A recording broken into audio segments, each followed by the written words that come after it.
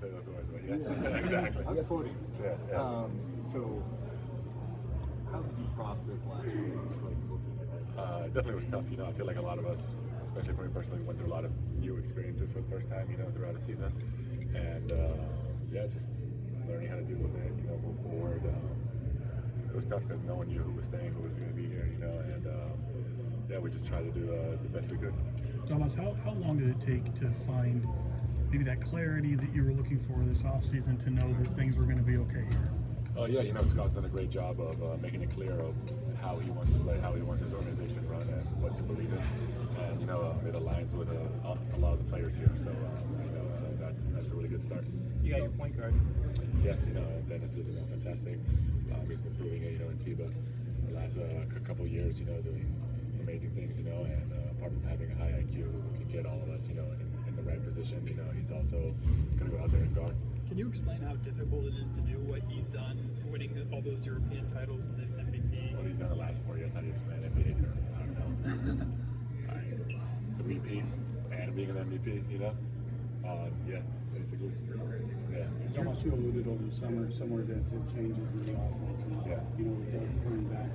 What's that going to look like in terms of comparatively to what you've done? He's going to want us, to be all over the floor. All over the floor. It doesn't matter if I'm on 5 men, I can be out on the 3-point line more, spacing. He wants just to make it more difficult for teams to guard us, and using me a bit differently than I have been using in the past. Does that mean even if you're still initiating somewhere, maybe doing it in different places, different spots? Exactly. Little things like if I'm the dunker, space out instead of being there.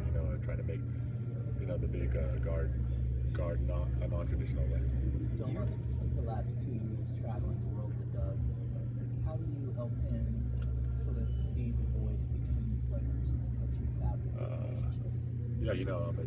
feel like it's definitely a bit tough for him. He's been that fun, cool assistant coach for a long time, and now he's gonna have to be real with some of the guys, even myself.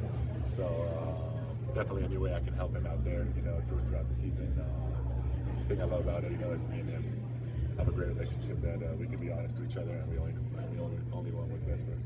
You're 10 in the league. Can you believe that? It's crazy. And when you reflect on that, and what your father has done, and the legacy that you've been trying to build, just how incredible is that? It's cool. It's very cool. Kids are getting older, so they're starting to understand it too. So it just makes it even more exciting. ¿Qué se tiene que hacer, Domas, para transformar lo que fue la temporada pasada a tener una temporada exitosa? Primero, olvidar todo, olvidar de lo que pasó el año pasado y todos somos nuevos, del jefe, del entrenador, todo, y vamos a empezar mañana.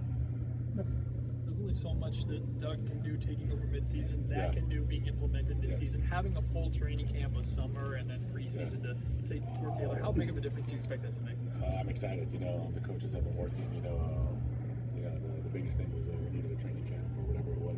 So I'm excited now that we start tomorrow and really start getting to learn this new offense, these new defensive schemes, and see how it's going to benefit. And Sam Silver coached during the All-Star break and how the team was sort of versus the world game. Yeah. What do you think of it? Would you be in favor of it? Yeah, of course. I think that would be a lot of fun. I feel like guys will compete. I'll definitely compete. No matter what the game is, and it's definitely exciting. Definitely catch on more globally for sure. New center additions, done for Drew and Maxine. Yeah. What do you think those guys have? A lot. We also have Sarich, and those guys, bring all different types of different characteristics to the team. And I'm excited. We're going to battle it out through our training camp. Last year, three-point percentage for you skyrocketed. The volume went up. Are you expecting even another level with that, or are you happy with where it was at? Yeah, of course. I shot a pretty good level. It was like 2 or something attempts. So the goal is to get those attempts higher. And what I worked on was basically having a quicker release.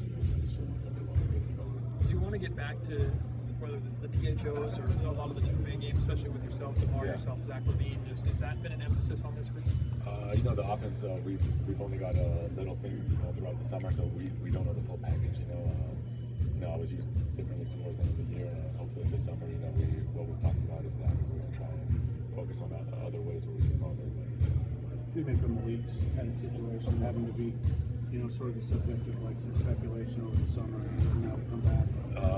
It's definitely not fun, especially a guy who loves Sacramento like Malik does. I love him here, and but he's been nothing but a true pro.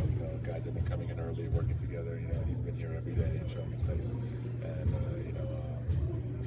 he's ready. It's still a huge part of what you guys expect to do. Exactly, it's a huge part. He's still here on these days. Are you still on speaking more formally?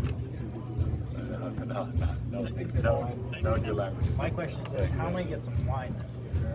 Again, it's the 40. I- 9 a.m. We're going live. I'm ready Everyone to- asked me last year. It's on. I'll repost it today for everyone. It's 9 a.m. You're gonna be there. Sounds